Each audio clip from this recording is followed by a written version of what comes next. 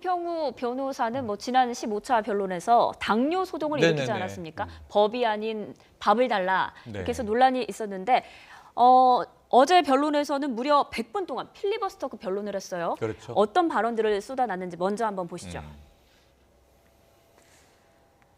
네, 탄핵 소추안이 섞어찌개를 만든 거다. 뭐 이건 북한식 정치 탄압이다. 국회가 야쿠자냐와 같은 원색적인 표현도 있었고요. 예. 강일원 재판관은 국회 측의 수석 대리인이다.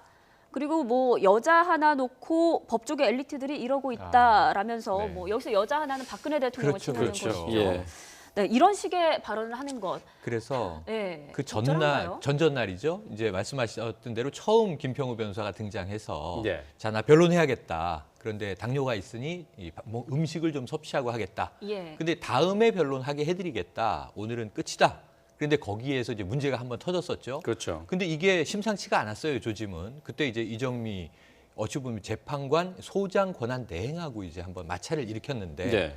그러면서 이 함부로 재판 진행하지 마라 이런 취지의 발언을 해서 물의를 일으켰는데 어제 상황을 보면 그 전에 있었던 건 해프닝에 불과해요. 예. 예. 어제는 본격적으로 쏟아냈는데 저는 이중환 변호사가 이 대통령 대리인 측으로 기자들에게 한 얘기를 좀 우리가 곱씹어보면 좋겠습니다.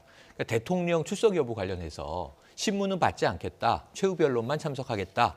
여기에 대해서 신문 받아야 한다. 그러니까 대통령이 신문 받는 게 국가의 품격에 좋겠습니까? 이런 얘기를 하잖아요. 예. 어제 모습은 정말 국가의 품격, 헌법재판소의 권위를 대통령 대리인 측에서 좀 허물어뜨린 측면이 분명히 있다. 왜냐하면 지금 우리가 보고 있는 이 말들이 좀 품위가 없는 건 사실이거든요. 예. 야쿠자는 일본의 조직폭력배들인데 왜 야쿠자가 등장을 하며 그다음에 여기서 지금 이 상황을 보면 또 강일원 재판관 아까 얘기했지만 이게 일반적으로 심판이나 심사위원들이 문제가 있을 것 같으면 미리 바꿔주십시오라는 제척 신청이라는 게 어디나 제도화돼 있어요. 네. 이게 법원이나 헌재만이 아니라. 그런데 문제는 그걸 사전에 해야 되는데 축구 경기가 시작이 됐는데 90분 경기 중에 거의 한 70분쯤 뛰었는데 심판이 그때 가서 불공정하다. 그리고 심판 교체해 주십시오 하는 경우는 없단 말이에요. 그렇죠. 그럴 때 우리가 흔히 불공정한 느낌이 있어도 왠지 일방에서 결국은 이 심판도 경기의 일부다. 예. 오심도 경기의 일부다. 이런 얘기도 합니다. 예. 하지만 헌재는 절대로 오심을 해서는 안 되지만 예. 이게 경기를 거의 다 끝내가는 무렵에 심판 탓을 하는 것은 사실 그동안 선수가 이 경기 기량이나 열심히 안 한 것을 스스로 반증하는 게 되기 때문에 이게 좀 부끄러운 일일 수 있거든요. 그런데 김평우 변호사는 물론 이제 최근에 마지막에 이제 후발 투입되긴 했습니다만 그런 측면에서 뭔가 역량 발휘를 하려는 건 좋은데 전 이게 어떤 그 노 법조인의 노 법률가의 감정적인 입장이라면 차라리 괜찮겠어요. 예. 그런데 아까 정치적 의도가 있는 게 아니냐 우리 김태현 변호사가 얘기하셨는데 우려되는 건 뭐냐면 헌재의 흠집내기가 마지막에 이루어지는 것은 판결이 어떻게 떨어지더라도 그 판결의 부당함을 미리 반격하기 위한 밑그림을 까는 것이라고 우리가 생각을 해보면 상당히 좀 심각한 우려가 되는 그런 예. 조짐입니다.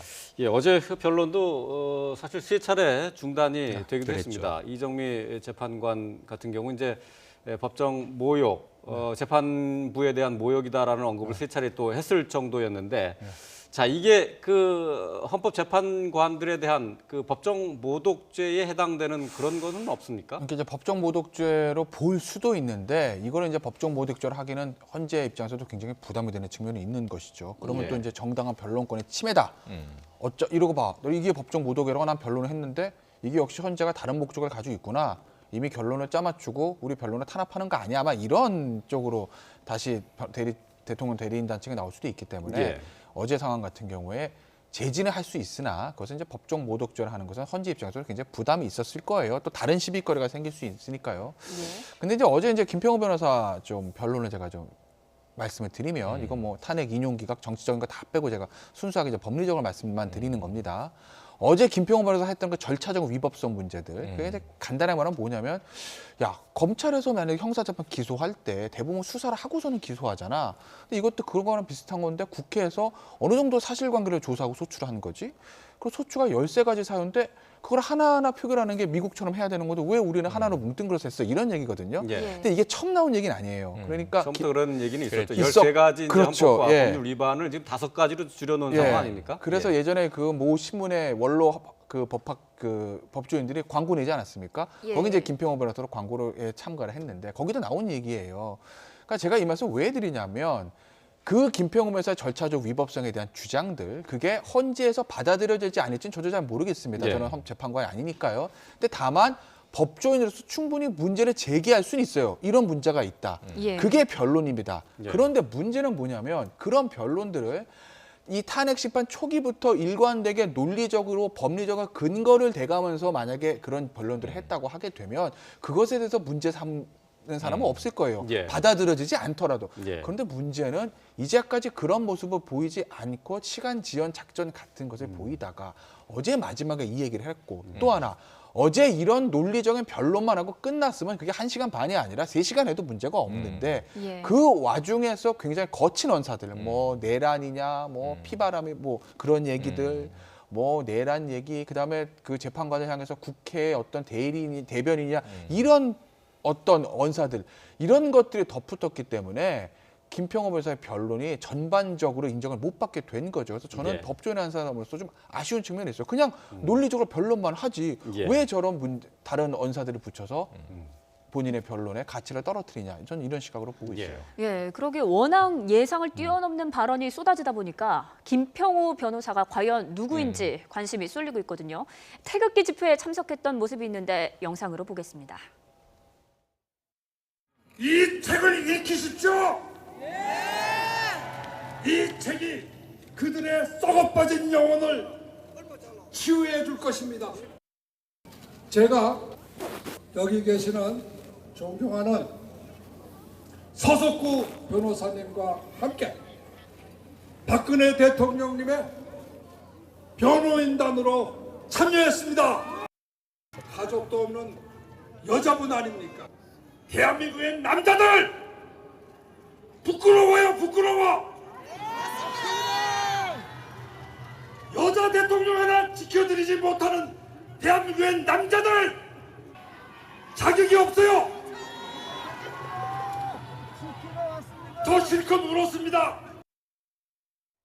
예, 글쎄요. 이 말만 들으면 대통령을 뭐 통수권자로 본다기보다는 네. 하나의 여성으로 대하는 아니, 그러니까 느낌마저 지금 들거든요. 논리적인 문제가 있죠. 지금 이제 물론 헌재 재판정과 저 집회 장소는 완전히 다른 공간이고 또 이 성격이 다릅니다. 저런 집회 네. 지금 변호인단이 가 있는 것 자체가 네. 좀 적절하지는 않죠? 적절하지 않다고 보여집니다. 그러니까 서석구 변호사가 애초에 등장을 해서 태극기를 지금 두르고 그 태극기를 두른 모습에 그 태극기를 법정에 가지고 들어왔었죠. 태극기를 펼쳐 보이다가 제지를 네. 당했는데 그때 책 한 권이 놓여 있었던 게 바로 탄핵을 탄핵한다. 네. 김평우 변호사의 책이었는데 본인이 직접 이제 집회에 등장을 해서 변호인으로 참여하기로 했다. 저기서 이제 공개적으로 발언을 하지 않습니까? 지금 보는 모습은 법조인의 모습은 분명히 아니에요. 예. 그리고 논리도 거기에 모여 있는 사람들을 대상으로 뭔가 동조를 이끌어내고 결집을 시키기 위한 정치적인 발언일 수는 있어요. 네. 그런데 우리가 객관적으로 이제 미디어에서 혹은 일반 국민들이 성향을 가지 않는 분들이 봤을 때 여자 대통령이기 때문에 지켜줘야 하고 남자들은 부끄러워해야 한다라고 얘기를 한다면 법리적으로 재판정에서 이게 어떤 논리입니까? 네. 아무 제가 설득력이 지금 없는 화면 거죠.